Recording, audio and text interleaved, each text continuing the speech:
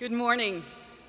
Thank you, Dean James, distinguished faculty and staff, financially depleted parents, private equity parents, and hungover students. Truly, it is my honor to be here. And I'm here today because they wanted the smartest Wharton alum to speak, but they said no. Then they asked the most popular alum to speak, and they also said no. And then I got a call from Dean James, and I said, Erica, this is the third time you've called me. Fine, I'll do it. Earlier today, I went to the bridge near Huntsman that leads to that architectural masterpiece that is the Highrises. And at the base of that bridge is a tile with the names of the 4 Finerman women who attended Penn. My mother, Jane, my sisters, Wendy and Stacy, and me. My mother told us we needed to be financially independent. I knew Wharton was the place for me. I told my parents I would only be applying to Wharton, and if I didn't get in, I wouldn't go to college. To which my mother replied, well, either way, at least you won't be a theater major. Everyone comes to Wharton for different reasons. Some of you want to go work at a large investment bank. Others of you want to go work at a small investment bank. But really though, all of you came to Wharton because you want to lead a life of impact. Most of you in business. And I'm here to share a little perspective on your business world that starts tomorrow. I look out at you, this class of 2025, and I am in awe of who you already are, how smart you are, how engaged you are, not just with Wharton, but with the world around you. And you have been preparing for 4 years. It probably feels like this is a particularly difficult time to be graduating and leaving the cocoon of Wharton where printing is free for you only. The last few months have been full of financial turmoil, tariffs that no one had priced in, a realignment of trading partners around the world, and a feeling that absolutely anything could happen. It feels unprecedented. It feels scary. But financial tumult is not unique. By my count, once-in-a-generation financial events happen approximately every 8 years.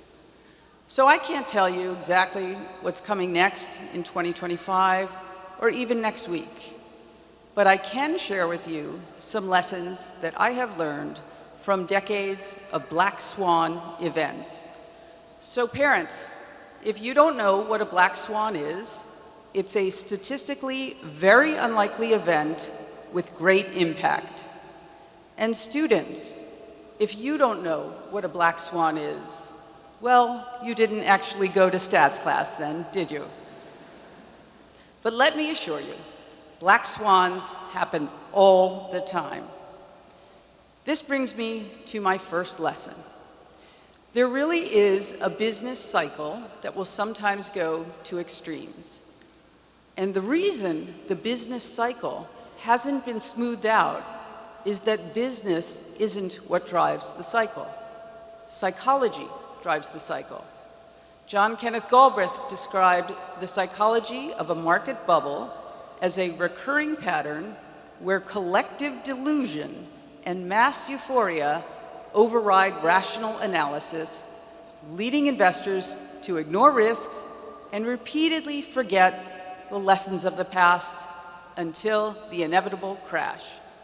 So, whether it's tulip mania in the 1600s, a housing boom in the 2000s, or NFTs during the pandemic, the psychology is always the same, and you will encounter just that psychology. But here's the thing about business cycles. You can't always tell where you are in the cycle. All you can do, and what you must do, is prepare for what you can control. Lesson 2, in the form of a story. My first day on CNBC, a young page comes into the green room and says, "Ms. Finerman, can you please sign this?" And I say, "Yes, do you have a pen?" "I'll go get one," she says. The next day, the same thing. "Can you please sign this?" So I said, "Sure, do you have a pen?" She says, "Yes, I'll go get one." And this happens literally every single day of her rotation. Now, I know, of course, that I could have brought a pen, but honestly, I just really wanted to see what would happen. So on the very last day of her rotation, she comes in and says, "Can you please sign this?" And I say, "Yes, but I need a..." And she excitedly says, "A pen." And I excitedly say, "Yes, I need a pen." And she says, "Okay, I'll go get one." The next day, a new page shows up.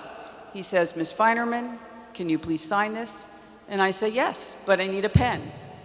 And he holds out his palms like this, with a pen in each, and says, "Blue or black?"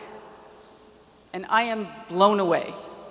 Now, granted, the bar was exceedingly low, but this guy gets it. And the lesson is, anticipate what could happen next. Just merely the exercise of asking the question, what will happen next, is so important. So when you bring this model or this idea to your boss, think, what questions will they ask me that I can anticipate and be ready to respond to? Just ask yourself what might happen next. Sometimes, though, preparation is not enough. Things will go wrong. If you're using leverage, they may go very, very wrong. But something going wrong might be the best learning experience you will ever have. Lesson 3. When something goes wrong, ask yourself 2 questions. First, how did they fix this last time it happened? Because there are almost no new mistakes under the sun.